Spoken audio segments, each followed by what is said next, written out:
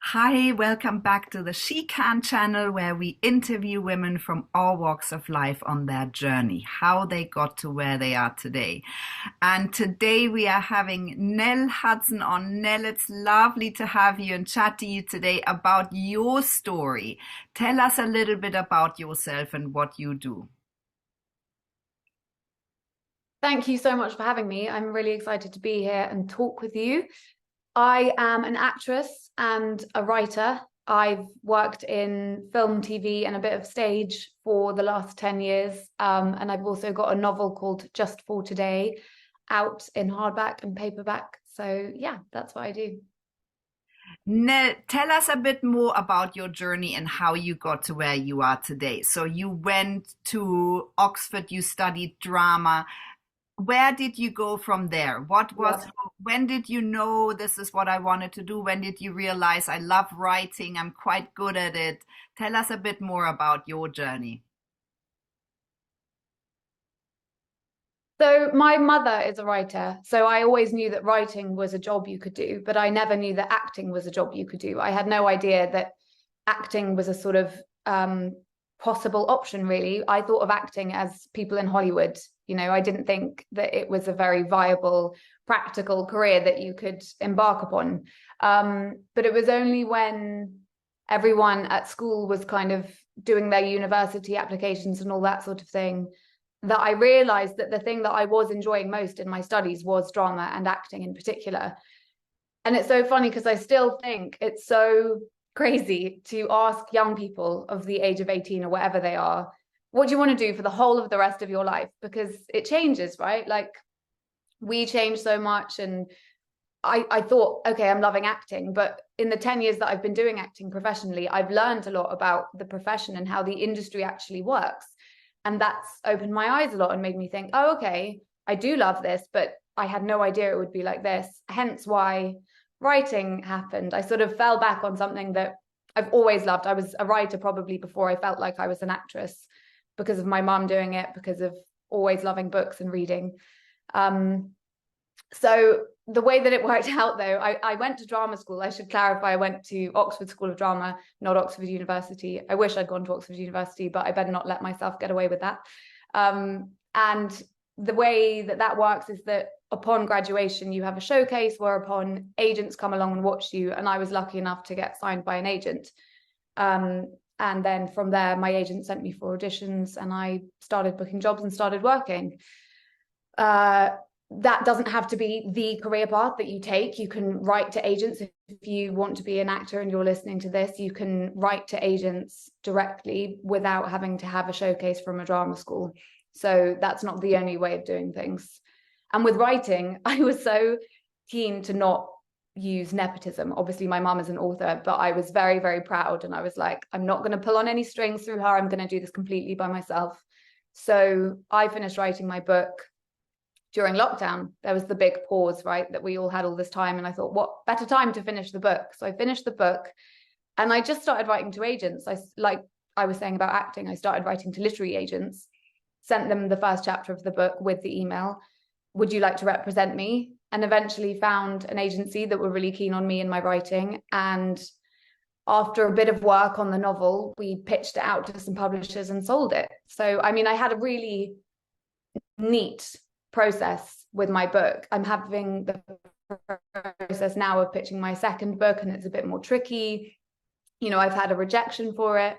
I'm now being given loads of notes about how these new publishers maybe want this book to be. So I'm aware that getting a book published can be a much, much trickier process than I went through with my first book. But I guess I got really lucky with that first one.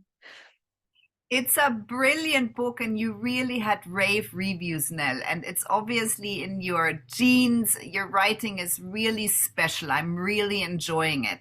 And so, thank you for elaborating. I'm wondering, can you tell us a bit more about the process of writing this book? How this is always such a personal journey, but actually, it's also universal. So, I'd love to get into that a little bit more. Absolutely. The process of writing it, it's such a extraordinary, odd thing writing a book. It takes, for me anyway, many years. It came from an impulse to work. Well, it came from an impulse to put on paper a feeling, essentially. I had this feeling of being in my 20s and being in London and feeling like anything was possible. But I also, at the same time, had this feeling that that wouldn't last forever. And I knew I need to distill this. I want to put this into a story somehow so that I have a kind of lasting record of the exact tangible, you know, the smell of it, the taste of it, the feel of it, the experiences that I went through. So my heroine in my novel, Joni, she began life based on me, but after only a couple of pages, she very quickly took on a life of her own and was sort of a completely different character to me in the end. But it's really about that. It was really a way of me kind of processing my 20s and youth, and you know, what I self-perceive as the end of a certain chapter of my youth. I'm aware that I'm still fairly young, but that was very much a chapter in my life. And it was sort of a kind of, it was quite therapeutic and cathartic for me. I mean, it's really a story about self-discovery, which I love, and that's what makes it so universal, and especially for girls in their 20s and early 30s. I think it's so relevant, and the story plays in the 90s, right? But I think it's so relevant to anyone who reads it. And I remember it gives me so many flashbacks, and it just also about this beauty that, you know, a lot of things that happen that are quite hedonistic, but actually they are much deeper than that. So I really enjoy reading it now. So your second book is a little bit more tricky to get that out in the world. What is it that motivates you most in your journey, Nell, both with your writing and with your acting? It's really interesting. I think they come from a similar place within me, which is essentially, without wanting to sound really pretentious, a well of creativity. I feel like you're probably the same. Anyone listening who feels like a creative, artistic type, you have this creativity within you, and it sort of just has to come out somehow, or you'll explode. So that's sort of within me, and it has to come out. That's what motivates me, is that I have this sort of creative energy, and I just start to go a bit mad if I'm not able to express it. And the weird thing about being an actor is you can't just do it alone in your living room. You know, you have to wait to get the audition, to get the job, to be on the set or to be on the stage. There's a very limited, controlled amount of time that you are actually able to release that valve. Whereas writing, the gift for me was, oh, I can just do this. I can do this whenever I want, whenever I feel like it, wherever I am. So that's the kind of engine behind it all. And in terms of sort of, that's the kind of, what's that metaphor? The carrot and the stick. That's the stick behind me being like, go on, keep going. And then the carrot, the thing that I'm kind of focusing on, like what I'm aiming towards, has really changed, because I never sought fame. I never ever, with acting, it's funny because the measure of success in acting is often fame. People think, oh, well, if you've made it, quote unquote, as an actor, then you must be famous. And if I haven't heard of you, you're probably not successful. And I knew very early on that fame was not for me. Like, I relish the privilege of being able to live freely in the world without having to, you know, hold up any kind of standard of how I look or how I behave. So it's never been that. I guess I've just always wanted to just be able to, I mean, it's such a privilege to be able to make a living doing anything creative. That's kind of always been the end goal. So that's the thing that I chase, is to be able to keep doing that. Yeah. Thank you for saying that, because I think it's so related to the job of an actor or actress, that the fame thing is what people are looking for, and that's really what I wanted to achieve also with SheCan. You know, there's so many millions and millions of women who do such incredible things, and it's not just the women that we all know who are famous, and Yeah. you know, we are so grateful for them and their role models, and being of service to the world. But I really think it's important that these younger generations really understand that there is a serious issue with fame, and it's not always positive, and so thank you for saying that. I'm wondering, what do you think are your top qualities, Nell, in all your creative outpours? It's so funny being asked this question, because I was aware when I read this that our instinct so often as a woman is a knee-jerk denial of having any good qualities at all. We just want to be like, oh, I'm a terrible person and I have no good qualities. So I really had to kind of get myself in the gear of representing myself, because I love it when I see other women flying their own flag. I think it's great. So with that in mind, the top qualities, it's interesting because the top qualities that I value in myself aren't necessarily the qualities that have served me in my career. For example, one of my top qualities that I value in myself is that I'm very, very kind, almost like too kind, probably a bit of a people pleaser.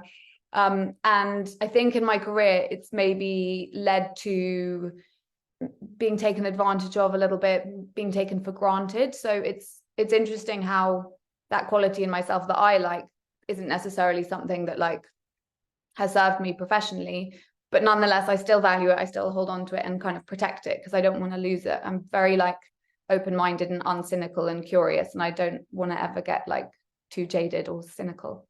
But in terms of my career, I think I'm very passionate.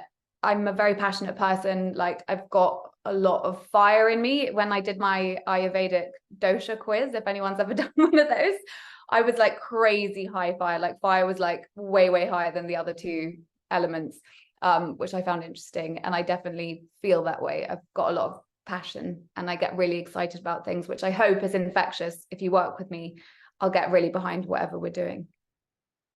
Nell, thank you for saying that so beautifully, because that's exactly why I ask this question. I think we always fulfill so many roles as women and we don't celebrate these qualities we have and we don't even think about it. And that's a huge difference. And it's almost a stereotype now. So I really want to change that. Nell, what top tips would you give to a younger girl who is really, on a stage in school and she's thinking, maybe I'm onto something? What tips would you give her? Me personally, this is quite a controversial thing to say. I think drama school, like I went to, is a bit of a con. I'll probably get in trouble for saying that, but if you love acting and you know you love acting and it's your favorite thing and you want to do it, you will do it. You don't need to pay people for 3 years of training to do that, in my opinion. I was lucky in that like those 3 years led to my showcase, which led to me signing with an agent. So that sort of started my career. But I've learned far more, and every actor I've ever spoken to has learned far more on sets and on productions and on stage. So if you are at an age where you're thinking, shall I apply to drama school? And it's 3 years, and that's 3 years you could be working. So if you can just write to agents and try and get some agent interest and try and start working instead of training, get right in there. That's my advice, to be perfectly honest, is get right in there.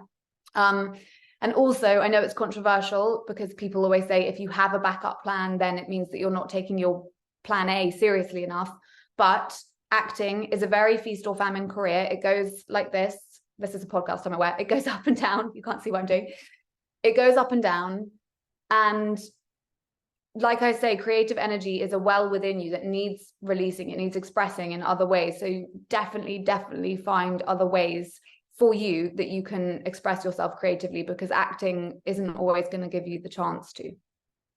I love that you say that, Nell, and I feel that acting is maybe moving in that direction. It seems that younger actors write a lot of their material and then they act it out, and there seems to be a lot more dialogue between writing and acting, and I like that.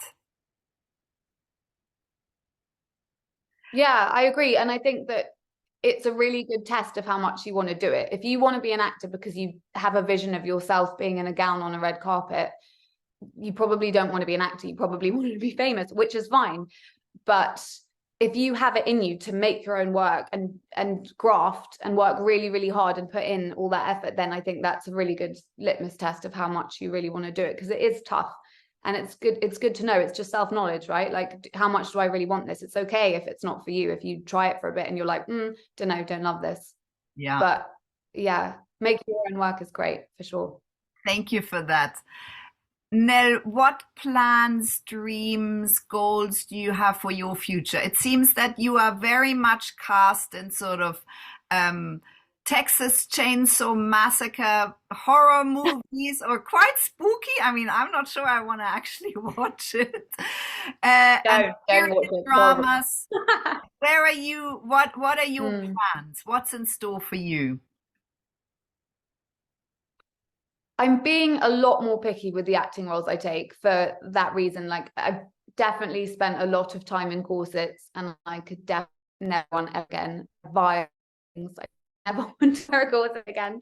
And I could really go on a feminist rant about them because they are oppressive, right? Like, you can't breathe in one, you can't eat in one, you can't move in one. No wonder women were all called hysterical when they were wearing them. So don't get me started. So I've done a lot of period drama, and like you say, I've done a couple of horror movies now. So I really just want to try and steer my ship on a course where I am moving towards things that I care about more, where I'm moving towards stories that I'm really passionate about telling, even if that's smaller roles or, you know, whatever, indie things. Like, I'm just really keen to work more on stories that I'm really passionate about, and definitely also trying to move more towards contemporary work, just so I'm not, you know, always in the period dramas. Nell, But thank I mean, also in future, I'm planning on writing as well. Sorry to interrupt you. There's you. a lot of writing in my future. As I say, I've got another book on its way. I'm writing for the screen as well. Obviously, that's kind of a natural evolution for me. So that will be very much in my future, I hope. Well, Nell, I'm reading your first book right now, and I feel that's a film. As I read it, I think that's. Me too. Me too. Thank you. Thank you so much for talking to me today, Nell. Thank you for having me. It's been a pleasure.